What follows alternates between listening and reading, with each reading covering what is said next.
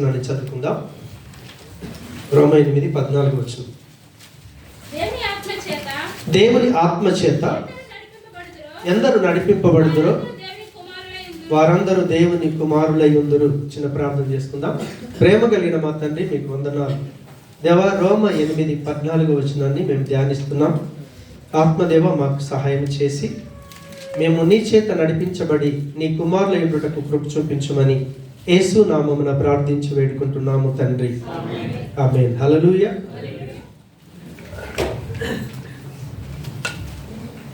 కొన్ని రోజులుగా ఈ సబ్జెక్టు ధ్యానిస్తున్నాం. దయచేసి గమనించండి. మనం యేసు ప్రభులాగా జీవిస్తున్నాము అనటానికి ప్రూఫ్స్ ఏంటి అంటే, ఆయన మాట వినగానే మాటకు లోబడతాం. రెండవదిగా మనకు తిరిగి జన్మించిన అనుభవం వస్తుంది. మూడవది, నేను విమోచించబడ్డాను, రక్షించబడ్డాను అంటే నరకానికి వెళ్ళకుండా నేను కాపాడబడ్డాను అనే ఆ స్థితి ఉంటే వాళ్ళలో ఎలాంటి లక్షణాలు ఉంటాయనే విషయాన్ని మనం ధ్యానిస్తున్నాం. హల్లెలూయా. ఒకవేళ నేను విమోచించబడ్డాను అంటే నేను ఏ పాప స్థితిలో ఉన్నానో ఆ పాపానికి నేను మూల్యం చెల్లించాలి, నేను పెనాల్టీ కట్టాలి. కానీ నా పక్షాన ప్రభు చెల్లించాడు కాబట్టి ఇప్పుడు నాకు విమోచించబడ్డాను. నేను విమోచించబడ్డాను కాబట్టి పాపానికి ఫలితమైనటువంటి నరకానికి వెళ్ళకుండా నేను కాపాడబడ్డాను, రక్షించబడ్డాను అని ఒక వ్యక్తి అనుకుంటున్నాడు అనుకోండి. ఆ వ్యక్తి అనుకుంటే ఆయన అనుకున్నది సత్యమా అబద్ధమా అనటానికి ఆ వ్యక్తుల్లో ఎలాంటి లక్షణాలు కనిపిస్తాయి అని అంటే, ఖచ్చితంగా పాపం చేయటానికి ఇష్టపడదు. మనం పరిశుద్ధాత్ముడి యొక్క సాక్ష్యాన్ని కలిగి ఉంటాం, ఆత్మసాక్ష్యం కలిగి ఉంటాం. మూడవదిగా, మనం తప్పు చేస్తే ఏ తప్పు చేశామో ఆ తప్పు నుంచి బయటికి రావటానికి ప్రయత్నించడమే కాదు, ఎవరితో ఎలాంటి తప్పు చేశామో ఆ తప్పు చేసిన వాళ్ళతోని మనం సమాధాన పడతాం. కాబట్టి తిరిగి మళ్ళీ తప్పులో పడిపోకుండా, పాపంలో పడిపోకుండా జాగ్రత్త పడతాం. అలా జాగ్రత్త పడుతున్నటువంటి వ్యక్తి ఏం చేస్తాడంటే, ఓకే బయట వాళ్ళతో నేను బాగానే ఉన్నాను కానీ నా లోపల ఎలా ఉందని మన మనస్సాక్షిని మనం ఏం చేస్తాం, దేవుడు ముందు పెట్టుకొని అడుగుతాం. నేను బయట నేనేం మోసం చేయట్లేదు, అందరితో బాగున్నాను అనుకుంటున్నాను, కానీ నా మనసు నన్ను మోసం చేస్తుందా? స్వపరీక్ష చేసుకుంటా. స్వపరీక్ష చేసుకున్నప్పుడు ఇంకేదైనా మిగిలిందని నీ మనస్సాక్షి నీకు చెప్తా ఉంటే నువ్వు దాన్ని ఒప్పుకుంటూ విడిచిపెట్టుకొని దేవుని బిడ్డలాగా జీవించే ప్రయత్నం చేస్తాం. హల్లెలూయా. అలా ప్రయత్నం చేస్తున్న వ్యక్తి పరిశుద్ధాత్మ చేత నడిపించబడటానికి ఇష్టపడతాడు. ఏడవ రీజన్ ఏంటి, మన లోపల ఏ లక్షణం కనిపిస్తుంది అంటే, ఖచ్చితంగా దేవుని ఆత్మ చేత ఎందరు నడిపింపబడుదురో వారందరూ దేవునికి కుమారులై ఉందురు. దేవునికి స్తోత్రం. అంటే మరి స్త్రీలు అనుకోవచ్చు, మేము స్త్రీలం కదా. హల్లెలూయా. డౌట్ వస్తుంది కదా. స్త్రీకి పురుషుడికి అంతరంగం ముందున్న ఆత్మకి స్త్రీ పురుష అనే భేదం ఉండదు. అందుకే ప్రభును సదుకేలు అడిగారు, ఏమయ్యా నువ్వు వచ్చినప్పుడు ఎత్తబడతాం అంటున్నాం కదా, ఆ ఎత్తబడినప్పుడు ఒక వ్యక్తి మ్యారేజ్ చేసుకున్నాడు, ఫస్ట్ భార్య చనిపోయింది. మోషే ధర్మశాస్త్రం ప్రకారం ఏం చేయాలి? తన సహోదరుని భార్యతో ఆమెకు సంతానం నిలబడాలి, వంశం నిలబడాలి. కాబట్టి ఆ స్త్రీని తాను స్వీకరించాలి. అలా స్వీకరించిన వ్యక్తి, ఆ స్త్రీకి 7 భర్తలు చచ్చిపోయారు. చనిపోయిన తర్వాత పునరుత్థానంలో మనమందరం లేపబడతాం కదా. లేపబడినప్పుడు ఈమె 7 పెళ్లి చేసుకుంది కదా, ఎవరు భర్తగా ఉంటారు అని అడిగారు. అప్పుడు ప్రభు అంటాడు, పిచ్చోడ, ఈ లోకములు ఉన్నంతసేపే శరీర సంబంధమైన రిలేషన్, కానీ ప్రతి ఒక్కరు దేవుడు ఆత్మ పెట్టాడే. ఆత్మకి స్త్రీ పురుషులని భేదం లేదు. మనమందరం దేవుని కుమారులమై ఉంటాం. హల్లెలూయా. కాబట్టి ఇక్కడున్న నాతో సహా మనమందరం, నేను నిజంగా దేవుని బిడ్డని అని ఎంతమంది అనుకుంటున్నారు? నేను దేవుని కుమారుణ్ణే, నేను దేవుని కుమార్తెనే అని ఎంతమంది అనుకుంటున్నారో వాళ్ళు చేసే పని ఏంటిదంటే వాళ్ళందరూ కూడా ఆత్మచేత నడిపించబడటానికి ఇష్టపడతారు. జాగ్రత్తగా వినండి. పరిశుద్ధాత్మ చేత నడిపించబడటానికి ఎందుకు ఇష్టపడతారు అంటే యేసు ప్రభును నమ్మి బాప్తిసం పొందినప్పుడు దేవుని యొక్క వరం ఏంటి అంటే పరిశుద్ధాత్మని మనతో ఉంచుతాడు. అందుకే ప్రభు అన్నాడు ఆయన మీతో ఉంటాడు. ఎప్పటిదాకా ఉంటాడు? నేనన్నా చచ్చిపోవాలి, నా ప్రభు అన్నా రావాలి, అప్పటిదాకా విడిచిపెట్టాడు ఆయన. దేవునికి స్తోత్రం. ఎందుకొరకు పరిశుద్ధాత్ముని ఉంచాడు అని అంటే పరిశుద్ధాత్ముడు నాతో ఉండి ఏం చేస్తాడు అనే విషయాలు విమోచించబడిన వారికి, రక్షించబడిన వారికి బాగా తెలుసు. వేరే వాళ్ళకు తెలియదు. చాలామంది ప్రభు సన్నిధానానికి వస్తారు. ఎలా ఉంటారంటే మనుషులు, ఒక సందర్భం వచ్చింది. కొరంతి పట్టణం ఏరియాలో పౌలు నివాసం చేస్తూ ఉన్నాడు. నివాసం చేస్తూ ఉన్నప్పుడు ఆయన ఎఫెసు ప్రాంతానికి వచ్చాడట. ఎఫెసు ప్రాంతానికి వచ్చిన తర్వాత మీకు పరిశుద్ధాత్ముడు తెలుసా అని అడిగారు అనమాట పౌలు. అపొస్తలుల కార్యములు 19:2 అడిగినప్పుడు వాళ్ళు ఏమంటారంటే పరిశుద్ధాత్ముడు ఉన్నాడన్న సంగతే. హల్లెలూయా. చూడు ఎంత భయంకరం. వాళ్ళు ఎఫ్ఎస్సి ఏరియాలో ఉన్నారు, పైగా శిష్యులు. హల్లెలూయా. వాళ్ళు యేసు ప్రభు శిష్యులం అని చెప్పుకుంటున్నారు, కానీ వాళ్ళకి పరిశుద్ధాత్ముడి సంగతే తెలియదు. పరిశుద్ధాత్ముడి సంగతి ఎప్పుడు తెలియదు మనకనంటే, మీరు చాలా మంది ఏం చేస్తారో తెలుసా? ఇక్కడికి వచ్చాను, నా స్థితి కూడా అలాగే ఉండే. నా భార్య బాగైందని నేను వెంబడే ప్రభుకి అప్పగించుకొని బాప్తిసం తీసుకున్నాను. అవునా? తీసుకుంటే సరే, నేను తెలిసి తీసుకున్నానా తెలియక తీసుకున్నానా నో ప్రాబ్లం, బాప్తిసం అయితే తీసుకున్నాను. ప్రభు నా పాపాలని కడిగాడు, నేను రక్షించబడ్డాను. కానీ పరిశుద్ధాత్ముడితో అనుబంధం లేదు. ఎందుకొరకు లేదు అని అంటే నేను ఒక వ్యక్తిని బట్టి ఎప్పుడు కూడా బాప్తిసం తీసుకోవద్దు. ఒక పాస్టర్ మాటను బట్టో లేకపోతే నీకు తెలిసిన వాళ్ళ మాటను బట్టో వాళ్ళు చేసిన పని అదే. వాళ్ళని అడిగారు, పౌలు అడిగాడు, అయ్యా మీకు పరిశుద్ధాత్ముడి గురించి తెలుసా అంటే అసలు పరిశుద్ధాత్ముడు ఉన్నాడన్న సంగతి మాకు. అయితే అప్పుడు పౌలుకు డౌట్ వచ్చింది. 19:2-3 ఆయన అంటాడు, అసలు మీరు ఎవరి పేరిట బాప్తిసం తీసుకున్నారు?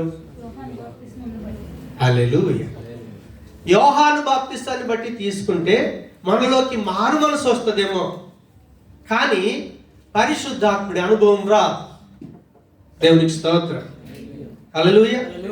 కాబట్టి మీరు బాప్తిసం పొందేటప్పుడు ఎవరి మాటలను బట్టి మీరు బాప్తిసం పొందొద్దు. మీకు యేసు ప్రభుని గురించిన పరిచయం ఉండాలి. యేసు ప్రభు ఎవరో తెలిసి ఉండాలి. యేసు ప్రభు ఎందుకు వచ్చాడో, పుట్టిండు, క్రిస్మస్ చేసుకుంటున్నాం. ఎక్కడ యూట్యూబ్లో చూసినా అంతటా క్రిస్మస్ సందడే నడుస్తుంది. మా ఏరియాలోనైతే ఎందుకు చెప్తున్నారో నాకు తెలియదు. దేవునికి స్తోత్రం. మంచిది, వాళ్ళకి ఆ సందర్భం వచ్చింది. దాన్ని బట్టి వాళ్ళు ఏం చేయాలి? సువార్త ప్రకటించాలి, క్రీస్తును పరిచయం చేయాలి. అవునా? ఏదో పిల్లలతో నాట్యం వేయించి నాటకం ఆడి చప్పట్లు కొట్టేసి ఆనందం గెలిపోతే దానివల్ల ఎవరికి ప్రయోజనం లేదు.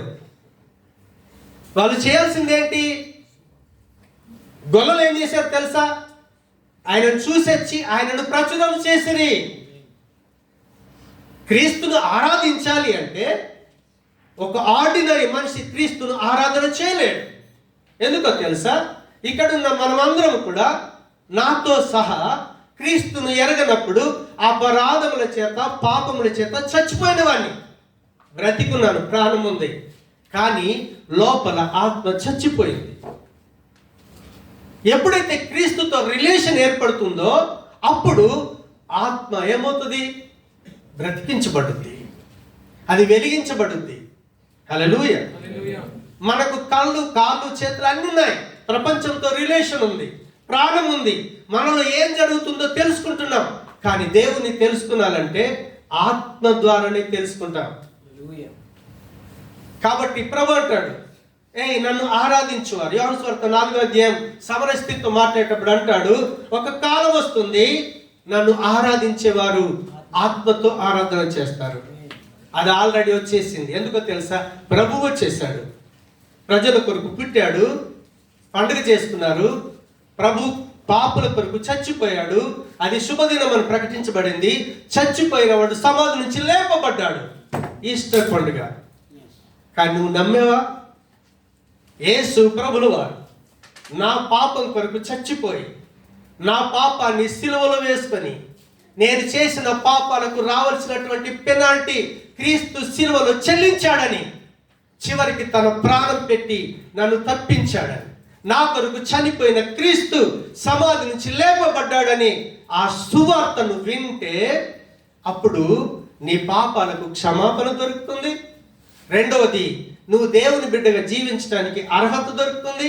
మూడవది, నీవు దేవుని బిడ్డగా జీవించాలంటే నీకుగా నువ్వు జీవించలేవు, నీకు పరిశుద్ధాత్ముడి సహాయం కావాలి. అందుకే అపొస్తలుల కార్యములు 2వ అధ్యాయంలో అంటాడు 31 నుంచి, ఎందరూ మీరెవరైతే వారి పాపాల క్షమాపణ కొరకు మారు మనసు విషయమై బాప్తీసం పొందుతారో వారందరికీ, వారికి వారి పిల్లలకును దేవుడు పరిశుద్ధాత్ముని వరంగా ఇస్తాడు. ఇప్పుడు పరిశుద్ధాత్మ దేవుడు వరం ఇచ్చిన తర్వాత, నేను రక్షించబడ్డాను, నేను విమోచించబడ్డాను అనే అనుభవం ఒక వ్యక్తిలోకి వచ్చిన తర్వాత, చూడండి ఇక్కడ ఉన్న నాతో సహా మనందరిలో ఏ మంచి లేదు. పాపంలో పుట్టాం, పాపంలో పెరిగాం. పౌలు అంటాడు, నాలో మంచి అనేది ఏది లేదు. అందుకే నా శరీరం పాపానికి దాసు అయిపోతే నా మనస్సు క్రీస్తుకు దాసు అయిపోయి, అందుకే నేను పాపాన్ని జయించగలుగుతున్నాను. మనలో ఉన్న పరిశుద్ధాత్మ దేవుడు మనకేం చేస్తాడంటే ఆయన గైడ్ చేస్తాడు. హల్లెలూయా. ఇప్పుడు విమోచించబడిన వ్యక్తి, రక్షించబడిన వ్యక్తి ఏం చేస్తాడంటే పాపం చేయడానికి ఇష్టపడ్డాడు, ఆత్మసాక్ష్యం కలిగి ఉంటాడు. పాపం చేస్తే పాపం చేసిన వాళ్ళ దగ్గర క్షమాపణ అడుగుతాడు, వాళ్ళతో సమాధాన పడతాడు. సమాధాన పడ్డ తర్వాత మళ్ళీ పాపంలో పడకుండా జాగ్రత్త పడతాడు. జాగ్రత్త పడ్డ వ్యక్తి మనస్సాక్షిని కూడా దేవుని ముందు పెట్టి అడుగుతాడు. అలా అడిగే వ్యక్తి ఏం చేస్తాడంటే పరిశుద్ధాత్మ చేత నడిపించబడటానికి ఆయన అధికారానికి అప్పగించుకుంటాడు. అయితే పరిశుద్ధాత్మ దేవుడు మనకేమిస్తాడో తెలుసా? పరిశుద్ధాత్మ దేవుడు మనకేమిస్తాడు అంటే, ఆయన నడిపింపు ఎందుకు అప్పగించుకుంటారంటే, రక్షించబడిన వారు వాళ్ళకి ఒక క్రొత్త జీవితాన్ని ఇస్తాడు. మన అమ్మ నాన్న మనకు శరీర సంబంధమైన జీవితం ఇచ్చారు కదా. ఇప్పుడు మనం దేవుని పిల్లలం కాబట్టి మన విశ్వాసమును ఎంతగా బలపరుస్తాడంటే యేసు ప్రభులాగా జీవించే జీవితాన్ని ఇస్తాడు ఆయన. న్యూ లైఫ్, క్రొత్త జీవితం ఇస్తాడు అప్పుడు. కాబట్టి పరిశుద్ధాత్మ దేవుడి యొక్క నడిపింపుకు మనం ఎప్పుడైతే అప్పగించుకుంటామో ఆయన ఏమి ఇస్తాడన్న అవగాహన కూడా రక్షించబడిన వారికి ఉంటుంది, విమోచించబడిన వారికి ఉంటుంది. మనం మనుషులం కదా. పరిశుద్ధాత్మ దేవుడు కూడా ఆయన వ్యక్తి, శక్తి కాదు, శక్తి కలిగిన వ్యక్తి. ఆయన వ్యక్తి అనటానికి చూడండి, నేను మనిషిని అయితే నాకేముంటాయి? సరే మీరు మనుషులు మీకేమేమి ఉన్నాయి? బయటికి కనిపించేటిగా లోపల కోపం ఉంటుంది, భావోద్వేగం ఉంటుంది, మనసు ఉంటుంది, మనందరికి ఒక ఇష్టం అనేది ఉంటుంది. అవునా కదా? సో అదే రీతిగా ఇప్పుడు చూడండి, నా ఇష్ట ప్రకారంగా నేను వెళ్తే విజయేందర్ ఎందుకు రాలేవు ఈరోజు అన్నాను, అయ్యగారు నా ఇష్టం అంటాడు. ఎందుకు? కంపెనీ ప్రెషర్ చేసి డ్యూటీ వేసాడు. అటు వెళ్తే 100 dirhams వస్తాయి, ఇటు వెళ్తే ఏమవుతాయి?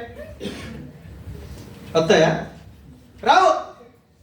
కానీ ఇప్పుడు అదే విజయేందర్కు మారు మనసు ఉంది, రక్షించబడిన అనుభవం ఉంది, విమోచించబడ్డాననే అనుభవం ఉందనుకో, అప్పుడు ఏమంటాడు తెలుసా? ప్రభా, నా ఇష్టం కాదు, పరిశుద్ధాత్మ దేవుడా నీ ఇష్టం మన జీవితంలో నెరవేర్చబడాలి. పరిశుద్ధాత్ముడికి మనసు ఉంది, భావోద్వేగాలు ఉన్నాయి. ఒకసారి మన బైబిల్లోకి వెళ్ళి ఒక మాట చూద్దాం. రోమపత్రిక 8వ అధ్యాయం 27వ వచనం.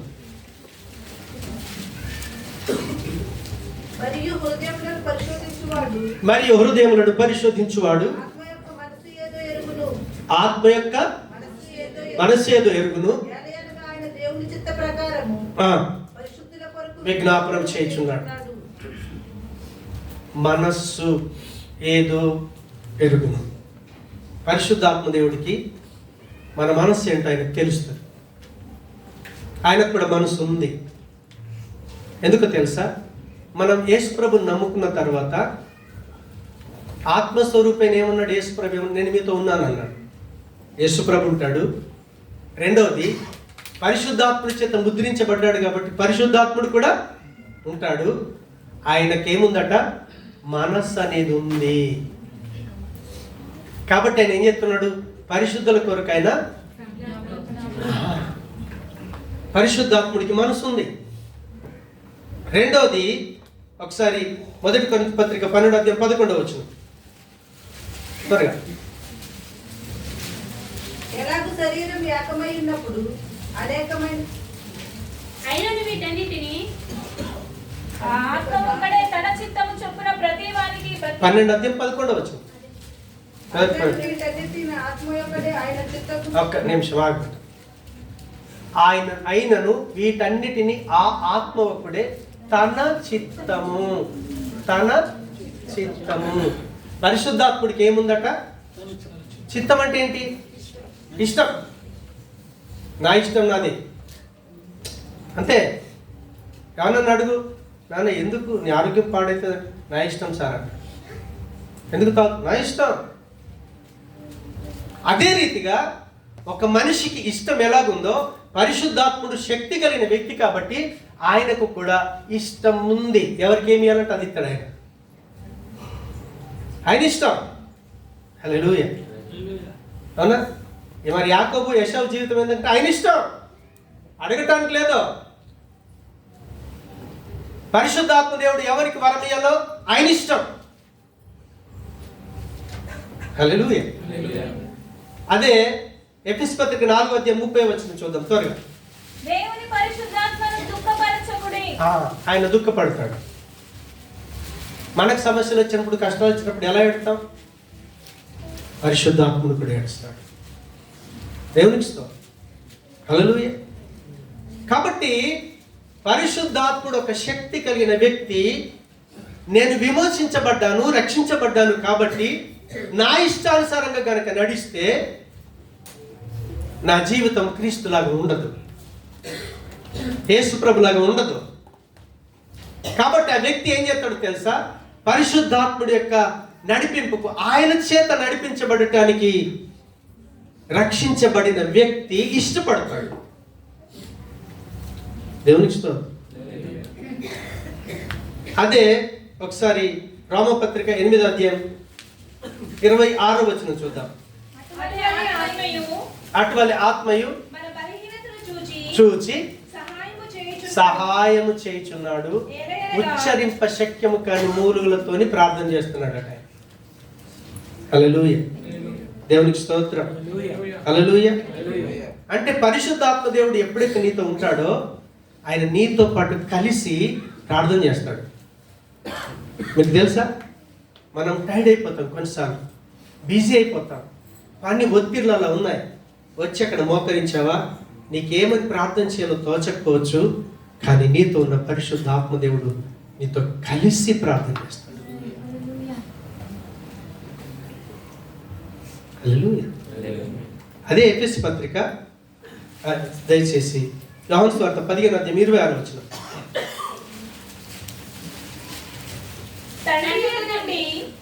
మీ యొద్దకు నేను పంపబోవు ఆదరణకర్త అనగా తండ్రి యొద్ద నుండి బయలుదేరి సత్య స్వరూపి అయిన ఆత్మ వచ్చినప్పుడు ఆయన నన్ను గూర్చి సాక్ష్యం ఇచ్చును. ఆమేన్. హల్లెలూయా. పరిశుద్ధాత్మ దేవుడు ఏం చేస్తాడట అంటే, ఆయన పాత్ర ఏంటిది అని అంటే ఖచ్చితంగా ఇక్కడ ఏమర్థమైంది మీకు? ఆయన వచ్చినప్పుడు ఏం చెప్తాడట?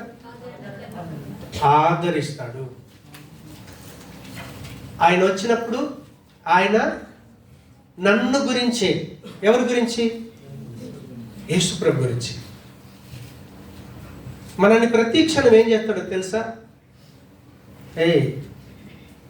మనం మర్చిపోతాం చాలాసార్లు.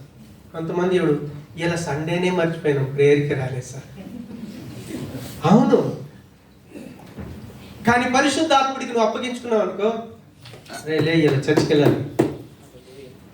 హల్లెలూయా. మీరు దేవుని పిల్లలుగా నిజంగా నేను అనుభవం చెప్తున్నాను. డ్యూటీ చేస్తాం కదా, రాత్రి ఒకసారి నా వాచ్ పాడైపోయింది, అన్ని పోయినాయి. ప్రభా నేను పొద్దున ఖచ్చితంగా 4:30కి లేకపోతే నా బస్సు పోద్ది. పడుకున్నాను, కరెక్ట్ 4:30కి ఇలా లేపాడే. నేను అనుభవించి చెప్తున్నాను. ఈరోజు సండే నువ్వు ప్రేయర్కి వెళ్ళాలి. పరిశుద్ధాత్మ దేవుడు క్రీస్తుని గురించి జ్ఞాపకం చేస్తాడు. ఆయన విడిచిపెట్టేవాడు కాదు. ఎందుకంటే మనం శరీరులం. కొన్నిసార్లు బలహీనతతో టైర్డ్ అయిపోయి పడుకుంటాం, కొన్నిసార్లు స్ట్రెస్లో మర్చిపోతాం. నేను చాలా మంది చెప్పంగా విన్నాను, రాలేదు పెట్టి అయ్యారు ఇలా సండేనే మర్చిపోయాను. ఏమన్నాను? సండేనే మర్చిపోయినట్టు నీ ఆత్మీయ స్థితి ఎలా ఉంది? శరీరం నీ ఆధ్యాత్మిక జీవితానికి ఎప్పుడు సపోర్ట్ చేయదు. అందుకే రక్షించబడిన వ్యక్తి ఏం చేస్తాడంటే పరిశుద్ధాత్ముడి యొక్క నడిపింపుకు అప్పగించుకుంటాడు. దేవునికి స్తోత్రం. హల్లెలూయా. అదే మొదటి కొరింథీ పత్రిక 2వ అధ్యాయం 13వ వచనం చూద్దాం త్వరగా. ఒక మనిషిని సంగతులు అతనిలో ఉన్న చదువు. మనిషిని సంగతులు అతనిలో ఉన్న మనుష్యాత్మకే గాని మనుషులలో ఎవరికి తెలియను. మనుషులలో మరి ఎవరికి తెలియను. మొదటి కొరింథీ 2:13 కదా. మనుష్య జ్ఞానము నేర్పు మాటలతో గాక ఆత్మ సంబంధమైన సంగతులతో చూచుచు ఆత్మ నేర్పు మాటలతో వీటిని గూర్చి మేము బోధించుచున్నాము. పరిశుద్ధాత్మ దేవుడు నీతో ఉంటే ఏం చెప్తాడంటే ఆత్మ నేర్పుతాడట. హల్లెలూయా. ఆయన ఏం చెప్తాడు? నీకు నేర్పిస్తాడు. మనుషులు చెప్తే కొన్నిసార్లు అర్థం కాదు. అవునా? పౌలు అంతగా పరిచయం చేయడానికి కారణం ఏంటో తెలుసా? ఎవరు నేర్పలేదు ఆయనకి. యేసు ప్రభును అనుసరించినటువంటి అపోస్తలులు ఆయన శిష్యులు నేర్పలే. డైరెక్ట్ యేసు ప్రభుల వారు నేర్పాడు. హల్లెలూయా. అందుకే యేసు ప్రభు శిష్యులు అందరికంటే ఆయన గొప్ప పరిచయం చేయగలిగాడు. ఇప్పుడు చూడండి, పౌలుకి ఇచ్చిన భాగ్యం మనకి ఇస్తాడు. ఎప్పుడు నువ్వు పరిశుద్ధాత్ముడికి అప్పగించుకుంటే ఆయన బోధిస్తాడు. హల్లెలూయా. ఆయన మనకు నేర్పిస్తాడు, ఆయన మనల్ని నడిపిస్తాడట. దేవునికి స్తోత్రం. అదే యోహాను సువార్త 10వ అధ్యాయం 13వ వచనంలో చూస్తే ఆయన అనగా వచ్చినప్పుడు మిమ్మును నడిపిస్తాడు. అంటే ఎక్కడికి నడిపిస్తాడు? ఆయన సత్యంలోకి నడిపిస్తాడు. హల్లెలూయా. మనమేమో అబద్ధంలోకి వెళ్తాం. లోకమంతా అబద్ధమే, లోకమంతా మోసమే. ఏది సరి అయిందో ఏది సరిగా ఉందో మనకు తెలియదు. మన ఎక్స్పెక్టేషన్తో మనం ఎక్కడ వెళ్ళినా మోసపోతాం. కానీ పరిశుద్ధాత్ముడికి అప్పగించుకుంటే ఆయన ఏం చేస్తాడు? మిమ్మల్ని సత్యంలోనికి తీసుకుని వెళ్తాడు. అందుకే యేసు ప్రభువు ఏమన్నాడు తెలుసా?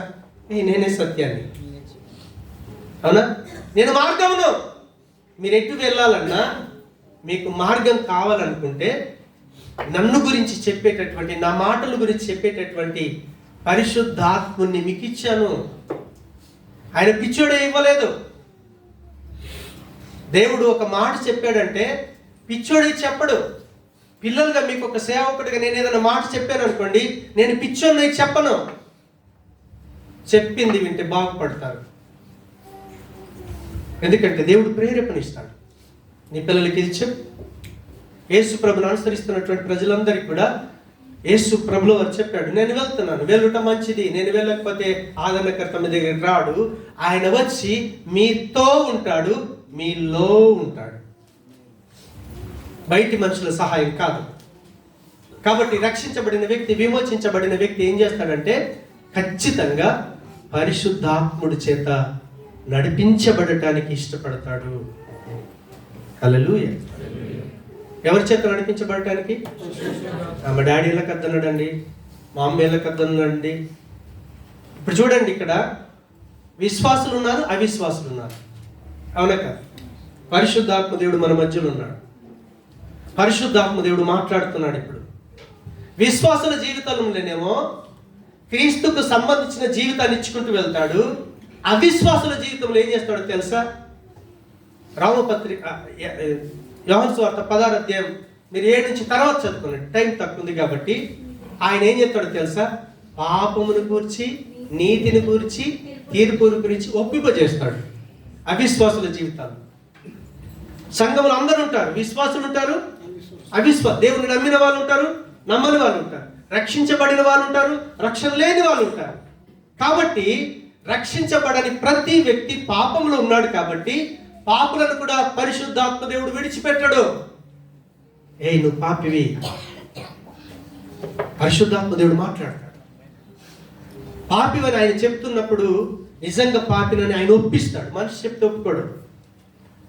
ఒప్పించిన వ్యక్తికి ఏం చెప్తాడో తెలుసా? నువ్వు పాపివి కాబట్టి ఇదే పాపంలో చచ్చిపోతే నువ్వు నరకానికి వెళ్తావు, రేపు తీర్పు ఉంది, కాబట్టి నువ్వు తీర్పులోకి వెళ్ళకుండా ఉండటానికి నువ్వు యేసును నమ్మితే చాలు, నువ్వు నీతిమంతుడు అవుతావు. ఇది వీళ్ళలో కార్యం చేస్తాడు.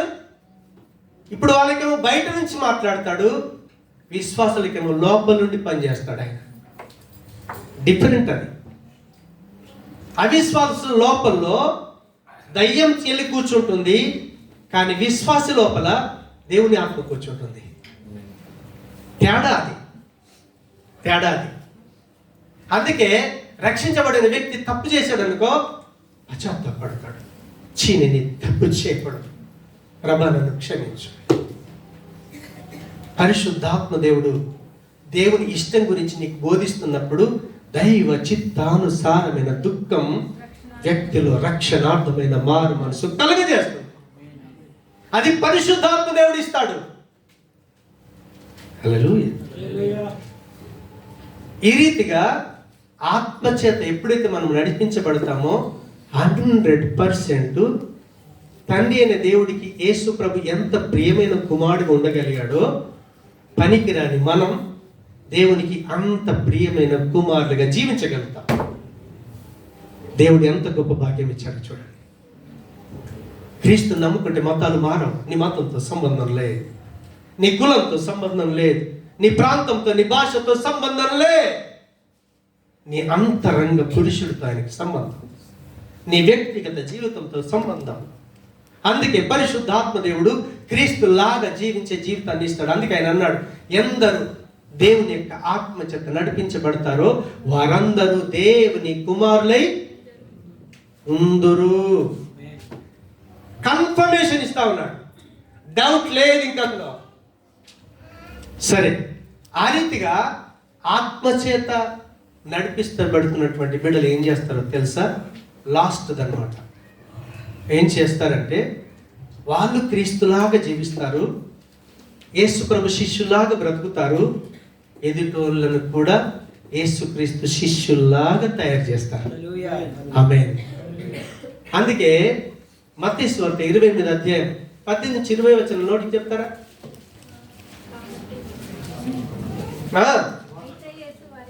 అయితే యేసు వారి యొద్దకు వెళ్ళి, పరలోకంలో భూమి మీద నాకు అధికారం ఉంది, మీరు వెళ్ళండి, నేను మీకు ఏ సంగతులను ఆజ్ఞాపించిన వాటన్నిటి గైకొనమని చెప్పండి, బోధించండి, తండ్రి యొక్క కుమారుని యొక్క పరిశుద్ధాత్మ నామములోకి బాప్తిసం ఇవ్వండి, ఇదిగో యుగ సమాప్తి వరకు నేను మీతో కూడా ఉన్నాను.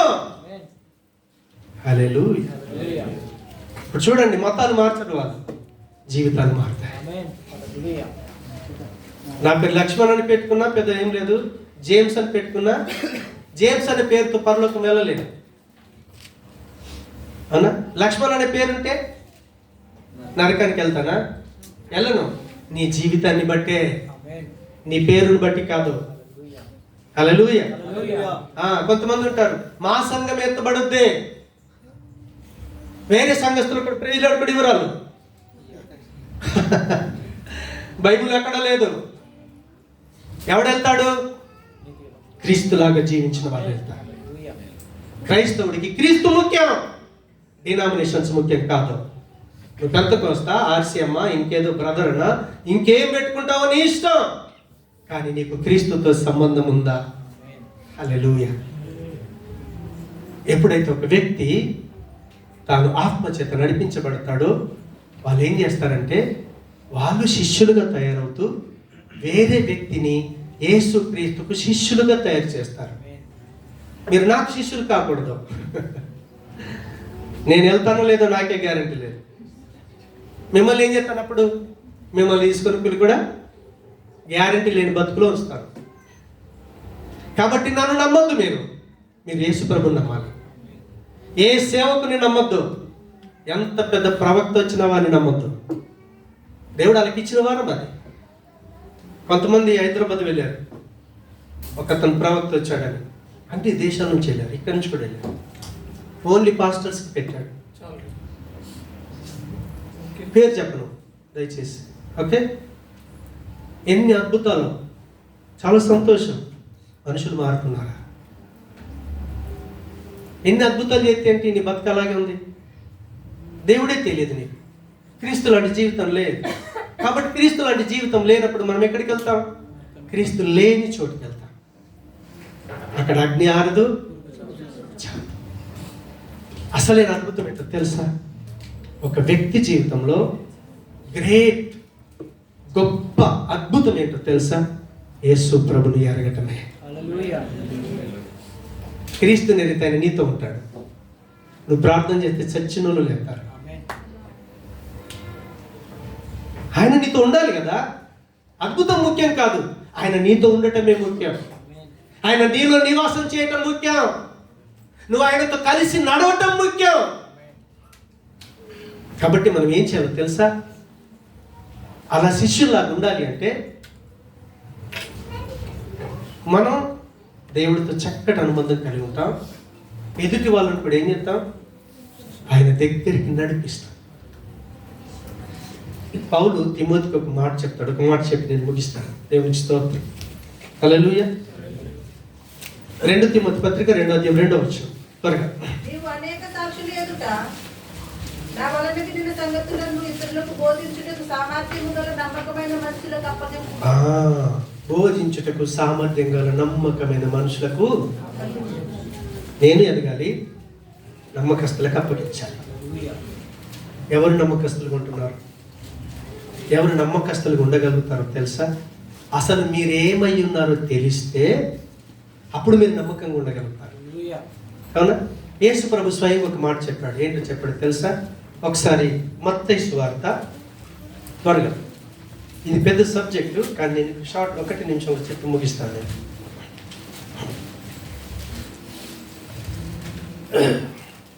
13 త్వరగా. మత్తయి సువార్త 5:13. ఆ దినమందు యేసు ఇటు నుండి వెళ్ళి సముద్ర తీరమున కూర్చుండెను. 5:13. మీరు లోకమునకు ఉప్పై ఉన్నారు.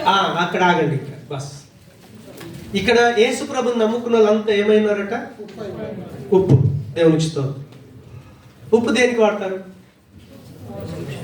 చాలా ఉంది, దాంట్లో 3-4 రకాలు ఉన్నాయి. ఫస్ట్ ఏంటిదంటే, అక్కడ యేసు ప్రభు శిష్యులకి ఆయనను వెంబడిస్తున్న వాళ్ళకి ఎందుకు చెప్పాడంటే, వాళ్ళంతా జాలర్లే, చేపలు పట్టేవాళ్ళు. అవునా?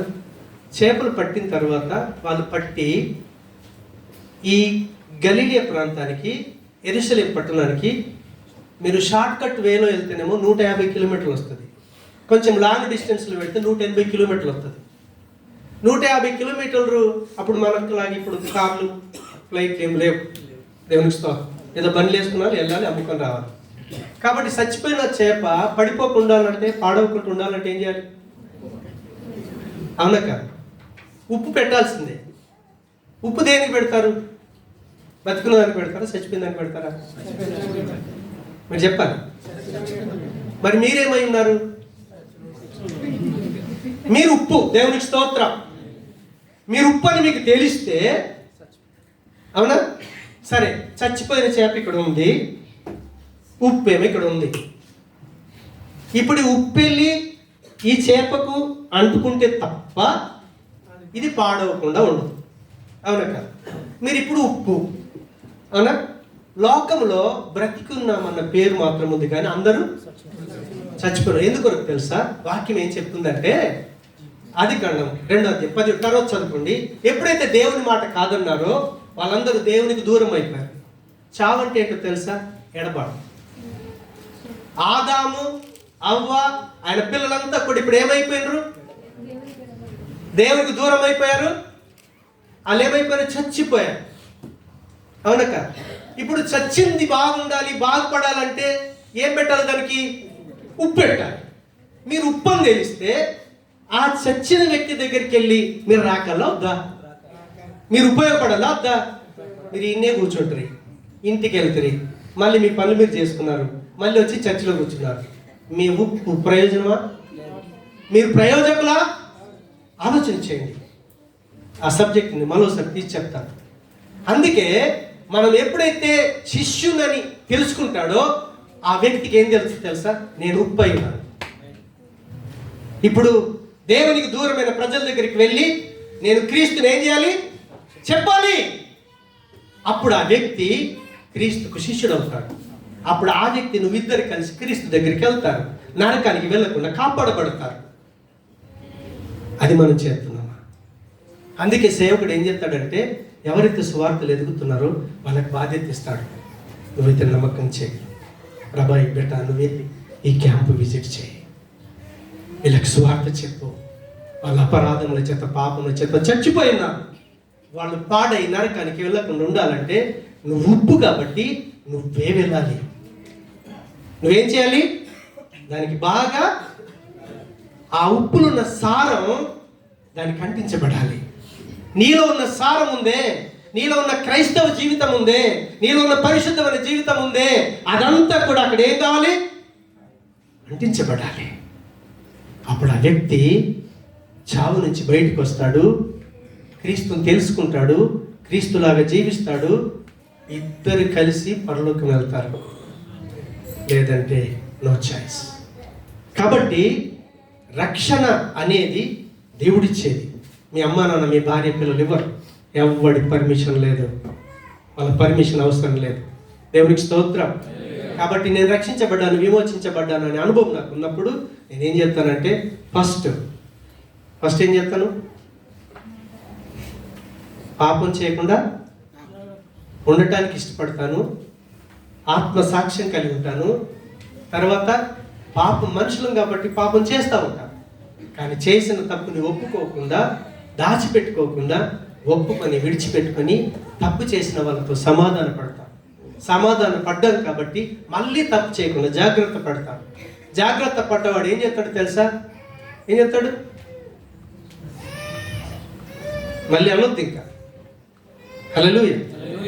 కాబట్టి అలా వెళ్ళొద్దు అనుకున్నవాడు ఏం చేస్తాడు? దేవుడికి అప్పగించుకుంటాడు. మంచి మనస్సాక్షి కలిగి ఉంటాడు. మంచి మనస్సాక్షి కలిగి ఆ మనసును దేవుడి ముందట పెడతాడు. నాది నేను మంచిని అనుకుంటా, కానీ నువ్వు చూడు ప్రభా, నాలో ఏదైనా దోషం ఉంటే, నీకు ఆయాసకరమైన మార్గం ఉంటే నన్ను ఏం చేస్తావు తెలుసా? జీవమైన మార్గంలో నడిపించాలని అప్పగించుకుంటాడు. చివరికి ఏం చేస్తాడో తెలుసా? ఆత్మచేత నడిపించబడి యేసు ప్రభు భూమి మీద ఏం పని చేశాడో అదే పని చేసి పరలోకానికి వెళ్తాం. అలాంటి జీవితాన్ని దేవుడు నాకు మనందరికి దయచేయును గాక. ఆమేన్. ప్రేమగల మా తండ్రి, మీకు వందనాలు. దేవా, విమోచించబడి రక్షించబడిన వారి యొక్క అనుభవ లక్షణాలు ఎలా ఉంటాయో మేము ధ్యానించాం. అలాంటి జీవితాన్ని నాకు, మా అందరికి ఇచ్చి కేవలం నీ నామమహిమ కొరకు మమ్మల్ని అందరినీ మీరు సాక్షులుగా నిలబెట్టుకొనుమని ప్రభా, ఒకవేళ నేను ఎరుగని బిడ్డలు ఉన్నారేమో, ఇంకా నిన్ను నమ్మని బిడ్డలు ఉన్నారేమో, అవిశ్వాసులు ఉన్నారేమో, కనికరించండి. పాపమును గురించి, నీతిని గురించి, తీర్పును గురించి ఒప్పింపజేసి ఆ బిడ్డలకు మీ గొప్ప రక్షణ ఇచ్చి మీ పిల్లలుగా చేసుకోమని, మీ పిల్లలమైన మేము నీ ఆత్మ చేత నడిపించబడి మేము శిష్యులుగా ఉంటూ అనేకులను శిష్యులుగా తయారు చేస్తూ మీరిచ్చే శ్రేష్టమైన బహుమానాలు పొందుకొనుటకు మా అందరికీ సహాయం చేసి మీరు మహిమ పొందుమని యేసు నామమున ప్రార్థించి వేడుకుంటున్నాము తండ్రి. ఆమేన్.